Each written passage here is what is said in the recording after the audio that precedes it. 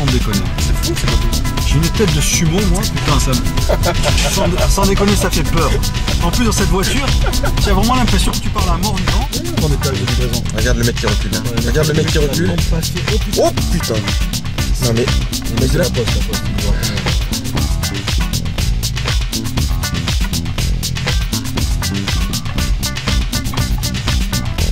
On est en train de faire un... Là je suis en audience.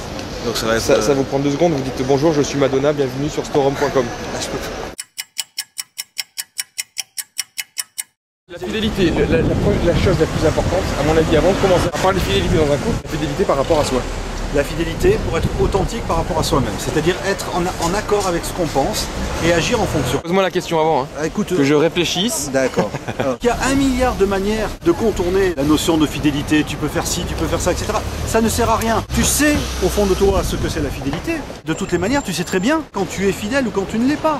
Après, c'est autant de compromis que tu fais en sachant très bien que tu es en train de tricher.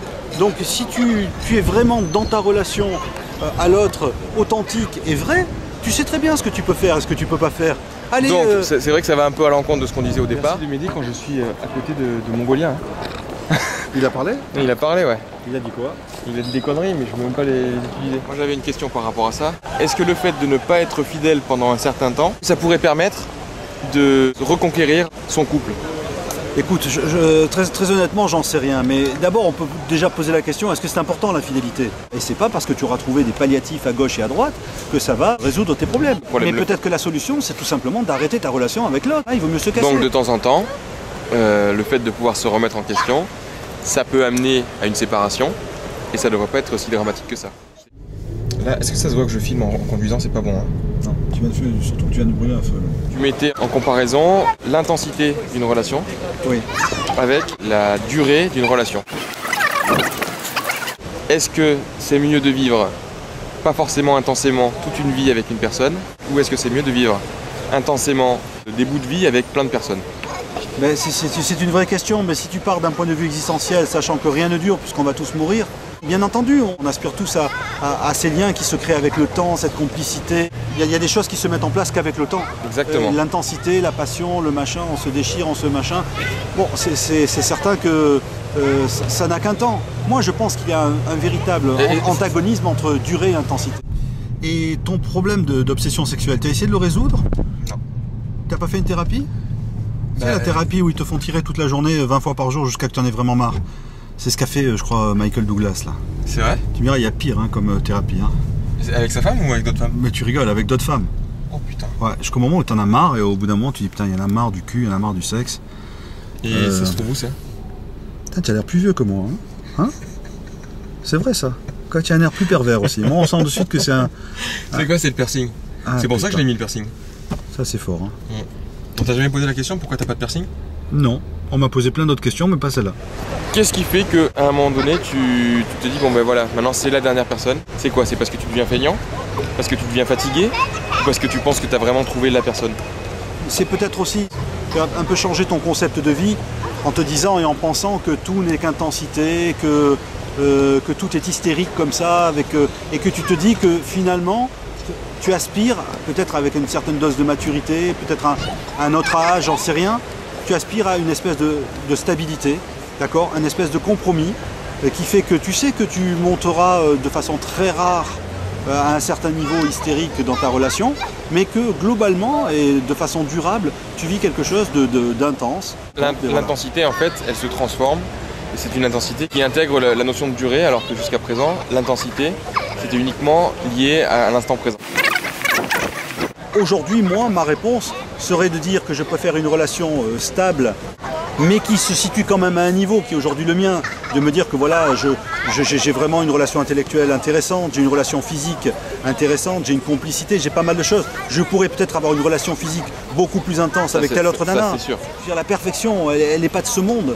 À part qu'on nous rabâche ça depuis qu'on est tout petit avec ses contes de fées, le prince charmant qui arrive et qui te garde toute sa vie, etc. etc. C'est l'entend parler, voilà. le fait que... On ne te parle pas des factures d'EDF à payer, on ne te parle pas de le prince charmant. Si, dans ta relation avec ta nana, nouvelle ou autre, etc., elle te dit que par exemple, pour elle, la fidélité n'a pas d'importance. J'ai le meilleur de tous les mondes, C'est une idée qui me séduit. Moi, je pars du principe que le plus dur à avoir dans une relation, c'est l'envie. Maintenant, est-ce que j'arriverai à l'appliquer, de se lever et de se regarder en face? Alors, nous sommes à rue de Paris, dans le 8e arrondissement.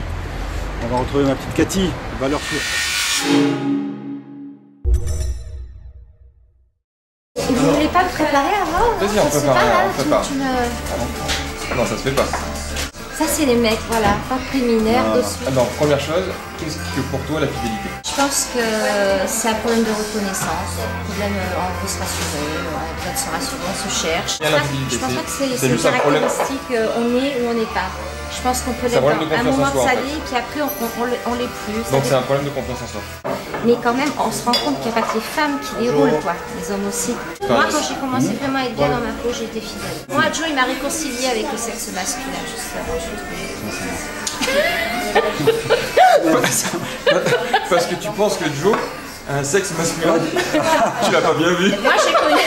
Le Storum, c'était ça, c'est de dire arrêtez d'imaginer qu'on comprend tout parce qu'on n'est pas télépathe. Comme disait Joe, Merci pour lui, vas-y. voilà, une Ouais, phrase qui était intéressante, il disait Une fois par c'est mois, vrai que si les femmes comprenaient vraiment ce qu'on veut, on ferait l'amour tous les jours. Ça dépend des mecs, hein. Il ne faut pas généraliser quand même. Mais on est obligé de généraliser parce qu'on en a Ouais. parlé à Et combien, alors au moins 2 personnes. Donc maintenant, on est sûr. C'est un sondage national, il y a au moins savez 2 personnes. comment? Mais non, mais ça veut pas dire qu'on s'est vraiment planté au... Oui. Regarde la hyène. Tu n'as pas vu le retour de la hyène? Il y a eu la pantérose. Mais avant tout, on estime qu'il y a un problème de communication. Il y a un problème où les choses ne sont pas dites pour vous et elles sont dites pour nous. On a besoin de dire les choses, John, moi et d'autres mecs comme nous.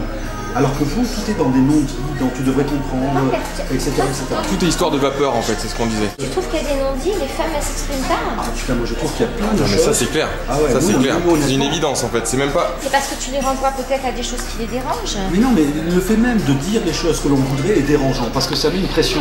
J'ai l'impression que quand je me mets en couple, c'est parce que j'ai envie de changer.